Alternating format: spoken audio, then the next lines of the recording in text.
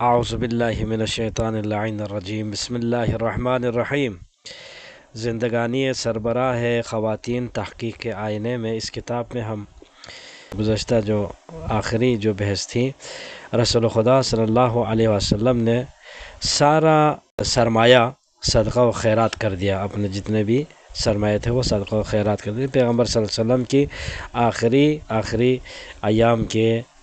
واقعات ذکر کر رہے تھے۔ آج ہم جمعرات کی وہ مصیبت، پیغمبر خدا صلی اللہ علیہ وآلہ وسلم کے سامنے آپ کے بڑے بڑے صحابہ کی سیاسی حرکات اور سکنات اور منفعت طلب تحریک اچھی طرح واضح ہو چکی تھی، اور وہ یہ تھی، وہ لوگ خلافت کو اہل بیت علیہ السلام سے موڑ دینا چاہتے تھے۔ لہٰذا آپ نے اپنی حیات طیبہ کے آخری لحظات میں اپنی امت کو کمزوری اور انحراف سے بچانے کے لیے اور ان کے لیے سعادت، خوشبختی، بدبختی کی ضمانت عطا کرنے کے لیے، یعنی خوشبختی کی ضمانت عطا کرنے کے لیے فرمایا، جمعرات کے روز کیا فرمایا؟ ایتونی بالکتف والدواتی لأکتب لکم کتابا لن تضلوا بعدہ ابدا۔ پیغمبر نے فرمایا، میرے پاس قلم و دوال لے کر آؤ تاکہ میں تمہارے لیے ایسا نوشتہ لکھ دوں کہ جس کے بعد تم کبھی گمراہ نہ ہوں گے۔ کیا مسلمانوں کے لیے تمام نسلوں میں سے اس سے بڑی نعمت اور کیا ہو سکتی ہے کہ سید المرسلین تمام امت کے لیے تمام صدیوں پر محیط مسلمان نسل کے لیے اس قدر اہم ضمانت دے رہے تھے کہ اگر وہ ضمانت نامہ پیغمبر خدا لکھ دیتے تو سب سے بڑی نعمت ہوتی، اور امت کسی بھی مرحلے میں کبھی بھی گمراہ نہ ہوتی، اور سب سے زیادہ اہم نوشتہ تھا وہ، یقیناً بہت قیمتی اور باارزش فرصت تھی وہ لمحہ، مگر افسوس کہ صحابہ نے اس فرصت سے فائدہ نہیں اٹھایا اور اس کو حاصل کر کے اس کی حفاظت کے لیے کچھ نہیں کیا۔ اللہ کے رسول ضمانت دے رہے ہیں حاضرین و غائبین تمام مسلمانوں کو کہ وہ حق کے ساتھ ہوں گے اور راہ راست پر گامزن رہیں گے، جس کے بعد کسی قسم کے انحراف کا کوئی سوال ہی پیدا نہیں ہوتا۔ مگر افسوس کہ بعض صحابہ نے پیغمبر صلی اللہ علیہ وسلم سے کیا لکھنا چاہتے ہو اسے بام لیا، یعنی پیغمبر جو لکھنا چاہتے تھے وہ ان کو پتہ چل گیا کہ پیغمبر صلی اللہ علیہ وآلہ وسلم جو لکھنا چاہتے ہیں وہ اپنے بھائی اور شہر علم کے در امیر المومنین علیہ السلام کی خلافت کی سفارش کریں گے، جس کے نتیجہ کیا نکلنا تھا، جس کے نتیجے میں ان کے اہداف اور مقاصد فوت ہو جائیں گے۔ لہٰذا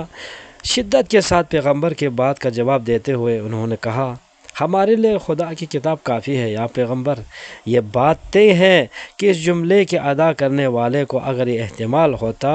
کہ نبی کریم کسی مذہبی، شرعی عمل یا عبادت یا کسی سرحد کی حمایت کا حکم دینے والے ہیں تو یقیناً اتنی جرأت کے ساتھ یہ جملہ نہ کہتا،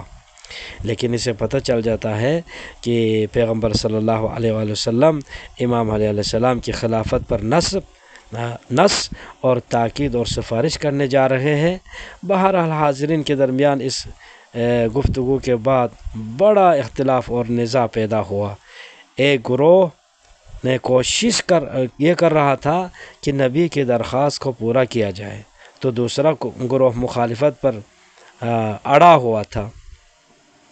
ادھر پردے کے پیچھے بیٹھی ہوئی خواتین اتنی بڑی جرأت بری مخالفت کو ناپسند کرتے ہوئے چیخ چلا رہی تھی کہ کیوں رسول خدا صلی اللہ علیہ وسلم کے فرمان کو نہیں سنا جا رہا ہے،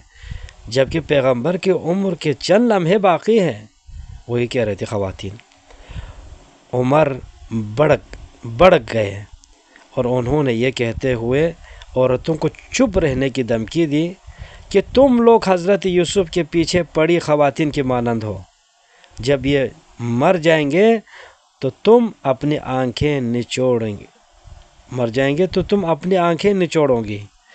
اور زندہ رہے تو ان کے گردن پر سوار رہو گی۔ یہ عمر ان خواتین کے ساتھ مخاطب ہو کے کہا۔ یہ سن کر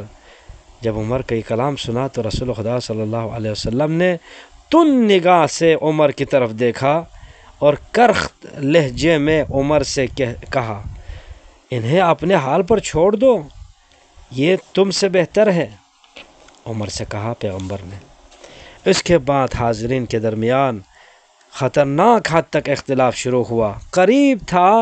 کہ وہ نوشتے کی تحریک کے حق میں رہنے والا گروہ کامیاب ہو جاتا کہ اگر وہ مخالف کے ایک شخص نے بڑی قسی القلبی اور تندی کے ساتھ فرمان نبی کے خلاف تہمت کا تیر چلایا اور کہا یہ شخص نعوذ باللہ یہ شخص ہذیان بک رہا ہے، پیغمبر سے کہہ رہا ہے، بکواس کہہ رہا ہے، نعوذ باللہ۔ ان واقعات کو بڑی دقت نظر اور باریک بینی اور سمجھداری کے ساتھ مطالعہ کرنا چاہیے، کیونکہ ان کا ساری اسلامی زندگی کی گہرائیوں سے تعلق ہے۔ اس واقعے میں صریحی طور پر جس میں کوئی شک و شبہ کی گنجائش نہیں ہے کہ رسول خدا کی صلی اللہ علیہ وسلم کی شان میں صراحتاً بہت بڑی جسارت کی گئی ہے، اور آپ کی عظیم شخصیت پر کہ جہاں شک و شبہ کی گنجائش نہیں ہے ہذیان کی تہمت لگائی گئی، جس کی مضبوط شخصیت پر قرآن نے یہ کہہ کر مہر صداقت و یقین لگائی ہے کہ نہ تو تمہارا ساتھی گمراہ ہوا ہے یا پیغمبر، اور نہ اس سے کوئی لغزش صادر ہوتی ہے، وہ تو ہوا و ہوس سے کلام ہی نہیں کرتا، جو کچھ کہتا ہے وہی الہی سے کہتا ہے، جسے شدید قوت والے نے تعلیم دیا ہے۔ اور دوسری جگہ ارشاد ہوتا ہے کہ بے شک یہ نبی کریم کا قول ہے جو صاحب عرش خدا بڑی قوت والے کے پاس سکونت پذیر ہے، وہ مطاع اور امین ہے، تمام ساتھی مجنون نہیں ہے، تمہارا ساتھی مجنون نہیں ہے۔ پیغمبر صلی اللہ علیہ وسلم کے اوپر ہذیان کی تہمت لگانا، آپ کی شخصیت پر طعن و تشنیع کرنا، آپ صلی اللہ علیہ وسلم کی مرکزیت کی تذلیل و تحقیر ہے، آپ کے فضل و کرم اور ساری انسانیت پر آپ کی عنایتوں کو فراموش کرنا ہے، اور خاص طور سے عربوں پر آپ کے الطافات کا انکار ہے کہ جنہیں رسول خدا صلی اللہ علیہ وسلم نے صحرائے گمراہی سے نکال کر ہدایت کی راہ دکھائی، ان کے لیے حکومت و تہذیب کی بنیاد ڈالی اور انہیں دیگر قوموں کا سربراہ بنا دیا، تو پھر ان کے احسانات کی یہ جزا کہ انہیں ہذیان گو کہا جائے۔ انا للہ و انا الیہ راجعون۔ سیاسی مفادات، ریاست طلبی سبب بنی کہ رسول خدا کے مقابل آ کر اس قدر دیدہ و دلیری کے ساتھ سخت کلمات ادا کیے جائیں، جس کے باعث تمام مسلمانوں کے جذبات کو ٹھیس پہنچی ہے۔ حضرت ابن عباس جب بھی اس واقعے کو یاد کرتے تھے تو اس قدر روتے تھے کہ آپ کے آنسو موتیوں کی طرح آپ کے رخسار سے بہنے لگتے تھے، اور آہ سرد کھینچ کر کہا کرتے تھے، پن شنبہ کا دن کیا تھا، پن شنبہ کا دن کیا تھا۔ اب یہ وہ دن تھا کہ جس دن رسول خدا صلی اللہ علیہ وسلم نے فرمایا، یہ جمعرات کا دن تھا، لاؤ میرے پاس قلم و دوا تاکہ میں تمہارے لیے ایسا نوشتہ لکھ دوں جس کے بعد تم ہرگز گمراہ نہ ہوں گے۔ لیکن لوگوں نے کہہ دیا یہ آدمی ہذیان بک رہا ہے، سچ میں یہ بہت بڑی مصیبت ہے جس کے مثل و مثال مسلمانوں کو مصیبت کا سامنا نہیں کرنا پڑا، ایسی مثال نہیں ملتا، کیونکہ مسلمانوں کو ان کی سعادت اور تمام مراحل زندگی میں ترقی اور خوشبختی سے ان کو روک دیا گیا۔ سوزش درد و غم فاطمہ علیہ السلام، حزن و ملال نے، اس سے مصیبت نے قلب بضعت رسول جناب فاطمہ زہرا صلوات اللہ علیہا کو جب گھیر لیا تو آپ پر اس قدر درد و غم طاری ہوئے کہ دختر پیغمبر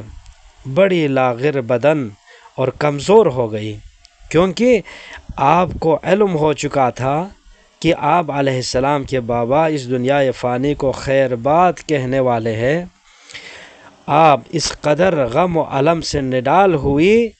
کہ راستہ چلتے وقت معلوم ہوتا تھا کہ آپ پر حالت احتضار طاری ہے۔ پیغمبر صلی اللہ علیہ وآلہ وسلم کی خدمت میں حاضر ہوئی فاطمہ زہرا تو مسلسل رخ انور پر نگاہیں ٹکی ہوئی ہوتی تھی کہ رسول خدا صلی اللہ علیہ وسلم نے فرمایا، واہ قربا، ہائے رے دو درد و غم۔ یہ آواز بی بی نے سن لی اور بڑے درد بھرے انداز میں بولے، اے بابا، میرا غم اندوہ آپ کے غم اندوہ سے وابستہ ہے۔ اس وقت پیغمبر صلی اللہ علیہ وسلم نے جناب سیدہ کی بگڑتی ہوئی حالت دیکھ کر ان پر شفقت کی، کیونکہ بی بی ایک لاش کی طرح بہت نڈال ہو چکی تھی۔ پیغمبر صلی اللہ علیہ وسلم نے تسلی دیتے ہوئے فرمایا، بیٹی، آج کے بعد تمہارا بابا کو کوئی دکھ درد نہ ہوگا۔ پیغمبر صلی اللہ علیہ وسلم کا جملہ بجلی کی طرح بی بی علیہ السلام کے قلب و جگر پر گرا۔ انہوں نے محسوس کر لیا کہ بس بابا انہیں چھوڑ کے جانے والے ہیں۔ پیغمبر صلی اللہ علیہ وآلہ وسلم نے بیٹی کو دیکھا کہ غم و علم سے رنگ متغیر ہو چکا ہے، جس میں اقدس پر سوکھی ٹہنی کی طرح لرزت آ رہی ہے۔ پیغمبر اکرم صلی اللہ علیہ وآلہ وسلم نے تسلی دینے کی غرض سے بیٹی کو قریب بلایا، کانوں پر کچھ سرگوشی فرمائی کہ بی بی کے آنسو رخسار پر بہہ نکلے، پھر دوبارہ کچھ سرگوشی فرمائی تو جناب سیدہ صلوات اللہ علیہا کھل کھلا کے ہنس پڑے۔ عائشہ یہ منظر دیکھ رہی تھی، وہ بول پڑی، آج سے پہلے میں نے خوشی کو غم سے اتنا قریب نہیں دیکھا ہے۔ موقع پا کر عائشہ نے بی بی دو عالم علیہ السلام سے یہ راز جاننا چاہا، لیکن جناب سیدہ فاطمہ زہرا سلام اللہ علیہا نے منع کر دیا اور اسے بیان نہیں کیا۔ لیکن شہادت رسول اکرم صلی اللہ علیہ وسلم کے بعد جناب سیدہ صلوات اللہ علیہا نے عائشہ سے اس طرح بیان فرمایا کہ عائشہ، جناب رسول خدا نے مجھ سے فرمایا تھا اس وقت کہ جب جناب جبرائیل ہر سال ایک دفعہ کلام الہی کو میرے اوپر پیش کرتے تھے، اس سال انہوں نے 2 مرتبہ پیش کیا۔ میرے بیٹی، جس کا مطلب ہے میری موت قریب ہے۔ یہ کلام جناب سیدہ کے لیے جب سنا بے حد حزن و ملال کا باعث ہوا، اور آپ کے فرح و اس انصبات کا سبب یہ تھا کہ جناب رسول اللہ، یعنی آپ خوشی ہوا، میں جب خوشی ہوا تو اس کا سبب یہ تھا کہ رسول خدا صلی اللہ علیہ وآلہ وسلم نے جناب سیدہ سے فرمایا تھا، اے بیٹی، میرے اہل بیت میں سب سے پہلے تم مجھ سے ملحق ہوگی، میں تمہارے لیے بہترین سلف ہوں، اور کیا تمہیں یہ پسند نہیں ہے کہ تم اس امت کی تمام عورتوں کی سربراہ سید و سردار ہو؟ اس وقت جناب سیدہ کے درد کو ہلکا کرنے والا اور ان کے سوزش و رنج و علم کو خاموش کر دینے والا سبب یہ تھا کہ آپ جناب رسول خدا صلی اللہ علیہ وسلم کے اہل بیت میں سے سب سے پہلے پیغمبر سے ملحق ہونے والی تھی، اور آپ اس زندگی سے نہایت اکتا چکی تھی، تنگ آ چکی تھی، جس میں آپ کے عزیز بابا جناب رسول خدا نہ ہوں۔ اس لیے پیغمبر نے اپنی لخت جگر کے درد و غم کو کم کرنے کے لیے فرمایا تھا، اے میری پیاری بیٹی، مت ڈرو، اگر میں مر جاؤں تو کہو ہم اللہ کے لیے ہے اور اس کی طرف پلٹ کر جانے والے ہیں۔ اس لیے کہ اس جملے میں ہر مرنے والے کا عوض ہے، تو جناب سیدہ نے روتے روتے پوچھ لیا، بابا آپ کا بھی عوض؟ اس وقت پیغمبر نے فرمایا، ہاں بیٹی، میرا بھی عوض ہے۔ ادھر رسول خدا صلی اللہ علیہ وسلم شدت درد کا شکار ہوئے تو جناب سیدہ شدید گریہ فرمانے لگی، اور آپ نے اپنے بابا کو مخاطب کر کے کہا، اے بابا، آپ خدا کی قسم بالکل اس کہنے والے کے قول کے مطابق اور مصداق ہے، اور وہ تابناک اور خوش رنگ کہ جس کے چہرہ کی برکت سے آسمان سے بارش برسائی جاتی ہے، جو یتیموں کا نگہبان اور بیواؤں کا محافظ ہے۔ اس پر رسول خدا صلی اللہ علیہ وسلم نے حضرت سیدہ فاطمہ زہرا صلوات اللہ علیہا سے فرمایا، بیٹی یہ تمہارے چاچا ابو طالب کا شعر ہے۔ اور اس کے بعد پیغمبر نے اس آیہ کریمہ کی تلاوت فرمائی، وما محمد صلی اللہ علیہ وآلہ الا رسول قد خلت من قبلہ الرسل افإن مات او قتل انقلبتم على اعقابکم ومن ينقلب على عقبیہ فلن يضر اللہ شیئا وسيجزي اللہ الشاکرین۔ اہل بیت علیہم السلام سے نبی کریم صلی اللہ علیہ وآلہ وسلم کی وصیت۔ انس بن مالک سے مروی ہے کہ جناب فاطمہ زہرا اپنے ہمراہ امام حسن اور امام حسین علیہم السلام کے لیے جناب رسول خدا صلی اللہ علیہ وسلم کی خدمت میں آپ کے مرض الموت کے وقت حاضر ہوئی، اور جناب رسول خدا صلی اللہ علیہ وآلہ وسلم کے اوپر گر پڑی اور پھوٹ پھوٹ کر رونے لگی، تو جناب رسول خدا صلی اللہ علیہ وسلم نے ان کی حالت زار پر شفقت فرماتے ہوئے رونے سے منع کیا، جبکہ خود پیغمبر صلی اللہ علیہ وسلم کے آنسو آپ کے دونوں رخساروں سے رواں دواں تھے، اور آپ فرماتے جاتے تھے، پالنے والے یہ میرے اہل بیت ہے، خدایا میں انہیں ہر مومن کے سپرد کر کے جا رہا ہوں۔ آپ صلی اللہ علیہ وسلم نے یہ جملہ 3 مرتبہ فرمایا، اے پروردگار یہ میرے اہل بیت ہے، انہیں ہر مومن کے سپرد کر کے جا رہا ہوں۔ اور آپ بے حد محموم اور مغموم تھے، کیونکہ آپ کو پتہ تھا کہ اہل بیت پر کیا رنج و مصیبت اور دکھ درد یعنی دکھ وارد ہونے والا ہے۔ نبی کریم صلی اللہ علیہ وآلہ وسلم کی میراث جناب سیدہ صلوات اللہ علیہا اپنے دونوں لال امام حسن اور امام حسین علیہم السلام کے ساتھ تشریف لائے۔ آنکھیں اشکبار تھیں، اور آپ نے اپنے بابا سے ان کے مکارم اخلاق و محاسن افعال کا کچھ حصہ اپنے دونوں لال کے لیے میراث کے مانند ان الفاظ میں طلب فرمایا، اے بابا یہ دونوں آپ کے نونہال ہیں، لہٰذا آپ ان دونوں کو کچھ عطا فرمائے۔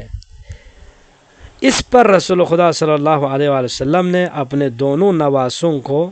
بعض خصائص و فضائل سے تمام نبیوں پر ممتاز کرتے ہوئے فرمایا، حسن کے لیے میری ہیبت و سرداری ہے، اور حسین کے لیے میری جرأت و سخاوت ہے۔ امام حسن اور امام حسین علیہ السلام اپنے عزیز نانا کے پاس سے ہیبت و سرداری، جرأت اور سخاوت لے کر اٹھے، اور یہ سچ ہے کہ اس پوری کائنات میں اس میراث سے بڑھ کر کوئی بلند و بالا میراث ہے ہی نہیں ہے، اور اس کا عالم مادی و مادیات سے کوئی تعلق نہیں ہے، بلکہ یہ میراث اپنے دامن میں نبوت کے کمالات اور خصائص کو سمٹے ہوئے ہے۔ حسنین کے لیے سفارش۔ رسول خدا صلی اللہ علیہ وسلم نے اپنے دونوں نواسوں کی حفاظت اور پاس و لحاظ کے لیے حضرت امیر المومنین علیہ السلام کو اپنی رحلت سے 3 روز پہلے اس طرح سفارش و وصیت فرمائی، اے 2 پھولوں کے باپ، میں تمہیں اپنی دنیا کے دونوں پھولوں کے بارے میں سفارش اور وصیت کرتا ہوں۔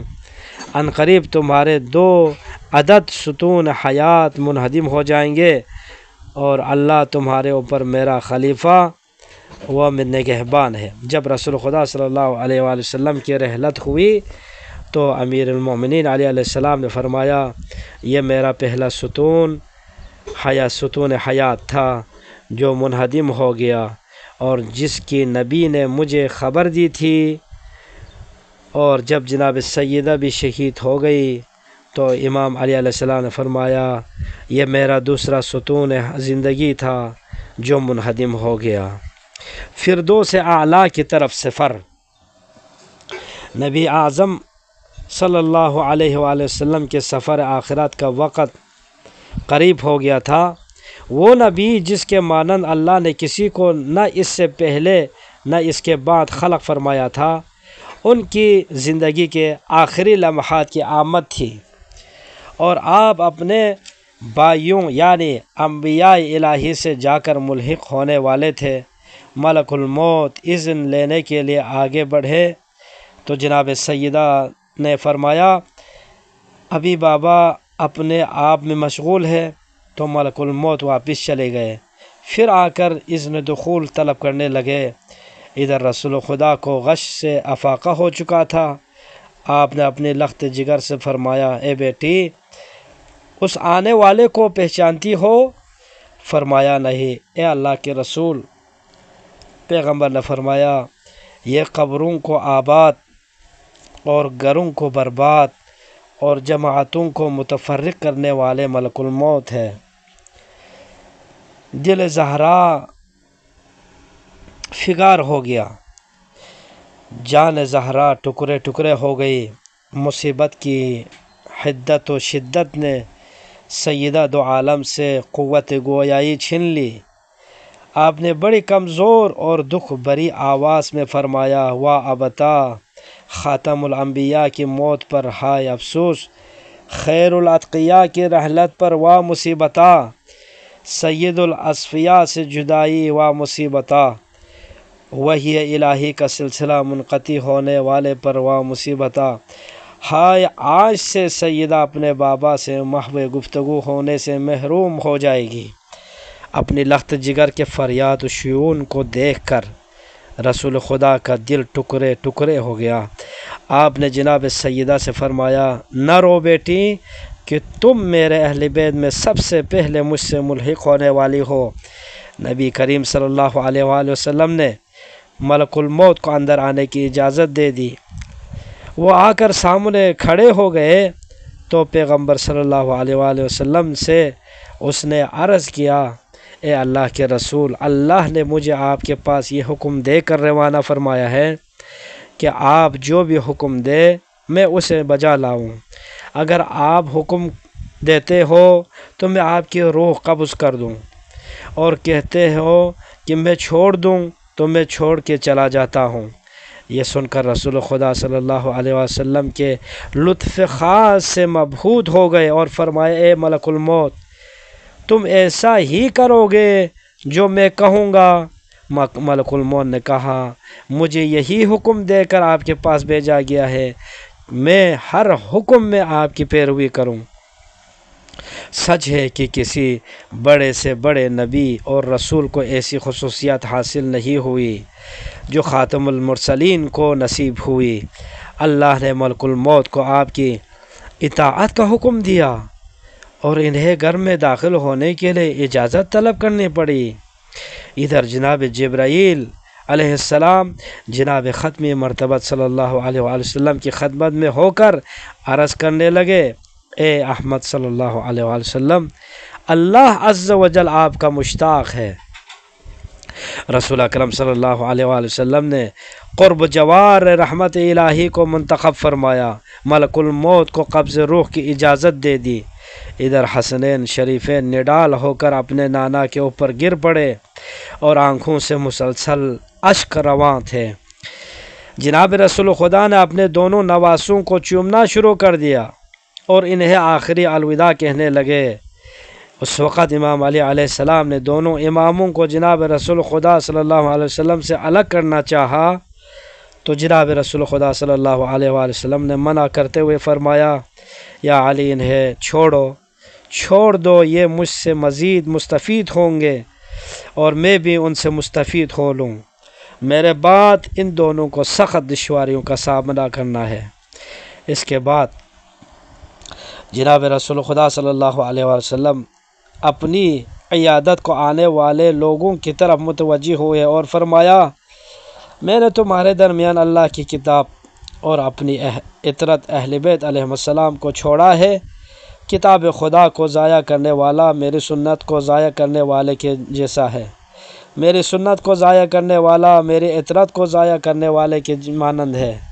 یہ دونوں ایک دوسرے سے ہرگز جدا نہ ہوں گے یہاں تک کہ دونوں میرے پاس حوض کوثر پر پہنچ جائیں گے۔ پھر پیغمبر صلی اللہ علیہ وسلم اپنی وسیع و وزیر اور اپنے شہر علم کے در جناب امیر المومنین علیہ السلام کی طرف متوجہ ہوئے اور فرمایا: اے علی علیہ السلام، میرا سر اپنے آغوش میں رکھ لو کہ امر الہی آ پہنچا ہے، اور جب میری روح پرواز کر جائے اور آپ کو احساس ہو جائے تو اس کے بعد مجھ سے اپنا چہرہ مل لینا، پھر مجھے قبلہ رخ لٹا کر میرے غسل و کفن میں مشغول ہو جانا، اور سب سے پہلے آپ میرے اوپر نماز جنازہ پڑھنا، اور اس وقت تک مجھ سے جدا نہ ہونا جب تک کہ مجھے سپرد خاک نہ کر دینا، اور اللہ سے میرے جملہ امور میں مدد طلب کرنا۔ حضرت امیر المومنین علیہ السلام نے پیغمبر اکرم صلی اللہ علیہ وسلم کا سر اقدس اپنے آغوش میں اٹھا کر رکھ لیا، اور آپ کا دائیں دست مبارک آپ علیہ صلی اللہ علیہ وسلم کی گردن کے نیچے رکھا، اور ملک الموت نے روح عظیم کو قبض کرنا شروع کیا، اور رسول خدا صلی اللہ علیہ وسلم موت کی مصیبتوں میں گر گئے۔ آپ آیات قرآنی کی تلاوت کرتے جا رہے تھے، یہاں تک کہ آپ کی پاکیزہ روح قفس انصری سے پرواز کر گئی۔ امام علی علیہ السلام نے چہرہ مبارک پر ہاتھ پھیرا، زمین لرز اٹھی، کیونکہ آج وہ ذات پاک بندگان خدا کے درمیان سے رخصت ہو رہی تھی، جس کی زندگی پاک سراسر نور اور رحمت تھی۔ بشریت کے لیے بڑا ویران کن حادثہ تھا، کیونکہ ان کا قائد اعظم، مربی اور معلم اٹھ چکا تھا۔ وہ نور ان کی نظروں سے اوجھل ہو گیا تھا، جس نے اپنی تعلیمات، بلند اخلاق اور بہترین آداب و سیرت سے آسمان دنیا کو منور کر دیا تھا۔ مسلمین رو پڑے، حادثے کی بزرگی سے ان کی عقلیں حیران تھی۔ ازواج رسول نے مقنع اتار کر سر و سینہ پیٹنا شروع کیا، انصار کی عورتوں نے اپنے منہ پر تمانچے مارے، اور ان کے گلے کثرت بکا کی وجہ سے بیٹھ گئے تھے۔ جناب سیدہ اور نبی کریم صلی اللہ علیہ وسلم کا جنازہ،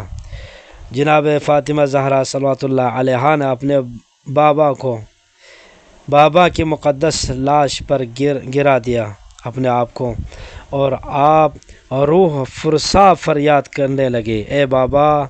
اے رسول خدا، اے نبی رحمت، آج وحی کا سلسلہ ٹوٹ گیا، اب ہمارے پاس جبرائیل کے آنے کا سلسلہ ختم ہو گیا،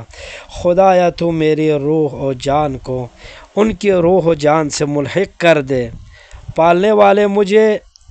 ان کے اوپر نظر کرنے کی توفیق عطا کر دے، خدایا تو مجھے میرے بابا کی شفاعت اور اجر و ثواب سے محروم نہ رکھنا۔ اس کے بعد آپ نے لاش مطہر کے ارد گرد چکر لگانا شروع کر دیا، اور بڑی درد بری فریاد و فغان کے ساتھ کہنے لگے: اے بابا، میں جبرائیل علیہ السلام کو آپ کی موت کی خبر سناتی ہوں، جنت الفردوس کو اپنا ٹھکانہ قرار دینے والے بابا، اے اپنے پروردگار کی پکار پر لبیک کہنے والے بابا۔ جناب سیدہ صلوات اللہ علیہا اپنے بابا کی رحلت پر بے حد نڈال تھی، آنکھوں سے گرم گرم آنسوں کی لڑیاں جاری تھی، اور آپ کا جسم بدن بدن گلنا شروع ہو گیا،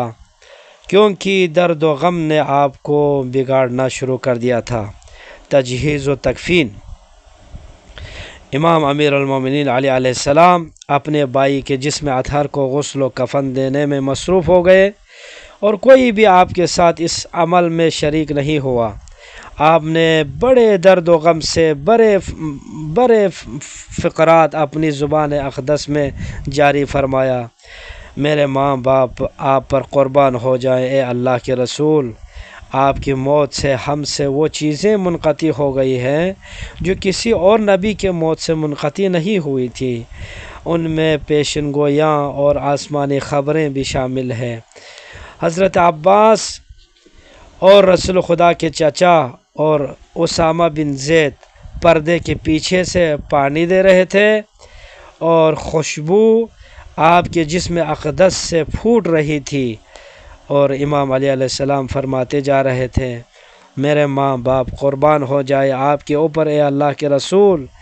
آپ حیات و ممات میں خوشبودار ہے۔ جب کنویں کے پانی سے آپ کو غسل دیا گیا، آپ کا نام غرض تھا، اس کا نام غرض تھا۔ پیغمبر اکرم صلی اللہ علیہ وسلم اس کے پانی کو پیا کرتے تھے، اس کنویں کے پانی سے پیغمبر صلی اللہ علیہ وسلم پیا کرتے تھے۔ جب غسل مکمل ہو گیا تو علی علیہ السلام نے نبی کریم صلی اللہ علیہ وسلم کو کفن میں لپٹا اور پھر چارپائی کے اوپر آپ کا جنازہ رکھ دیا۔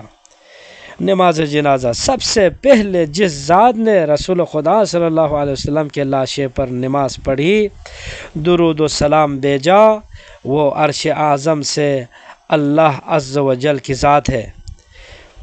پھر جبرائیل امین نے، پھر اسرافیل نے، پھر ملائکے کے بعد یکے بعد دیگرے نے، جرمڈ نے یعنی ملائکوں کی جرمڈ نے، پھر امیر المومنین، رہبر موحدین، سرور متقین علی ابن ابی طالب علیہ السلام نے نماز پڑھی،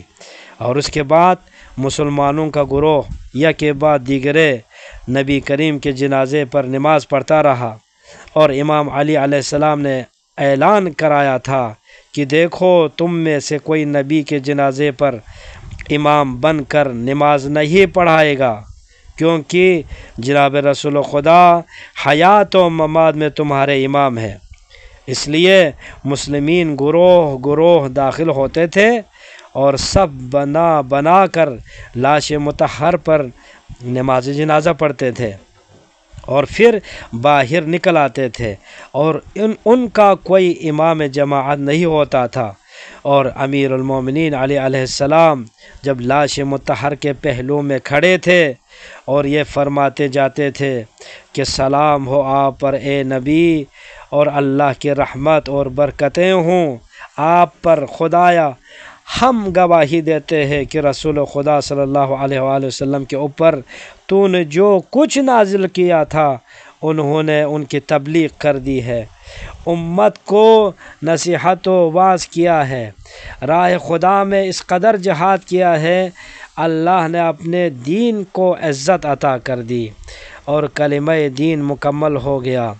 خدایا تو ہمیں ان لوگوں میں سے قرار دے جو تیرے نبی پر نازل کی گئی چیزوں میں ان کی اطاعت کرتے ہیں، اور تو ہمیں ان کے بعد ثابت قدم رکھ اور ہمارے اور ان کے درمیان ملاقات کے اسباب فراہم کر دے۔